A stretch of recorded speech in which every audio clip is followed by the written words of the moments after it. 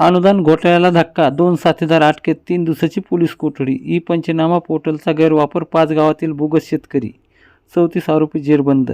अनुदान घोटाळ्याचा महाभयंकर कट उघडकीस येत असून या प्रकरणात मुख्य सूत्रधार सहाय्यक महसूल अधिकारी आशिष पैठणकर याला मदत करणाऱ्या या 2 सक्रिय साथीदारांना पोलिसांनी अटक केली आहे आणि त्यांना अंबड न्यायालयात हजर केले असता दोन्ही आरोपीला 3 दिवसाची पोलीस कोठडी सुनावण्यात आली आहे.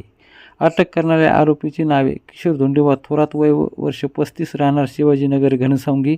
अण्णासाहेब धर्मराज कोल्हे, वय 44, राहणार गुरुपिंपरी अशी आहेत. तपासात धक्कादायक माहिती समोर आली असून किशोर थोरात हा घनसावंगी तहसील कार्यालयात ऑपरेटर म्हणून कार्यरत होता, तर अण्णासाहेब कोल्हे हा एजंट म्हणून काम करत होता.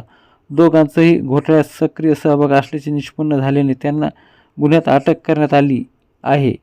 चौकशीत उघड झाले की एजंट अण्णासाहेब कोल्हे याने 5 गावातील बोगस शेतकऱ्याची नावे गोळा करून तलाठ्याकडे दिली. हीच नावे ऑपरेटर किशोर थोरात यांनी ई-पंचनामा पोर्टलवर अपलोड केल्याचे स्पष्ट झाले. या प्रकरणात आतापर्यंत एकूण 34 आरोपींना अटक करण्यात आली असून घोटाळ्याची व्याप्ती दिवसेंदिवस वाढत आहे.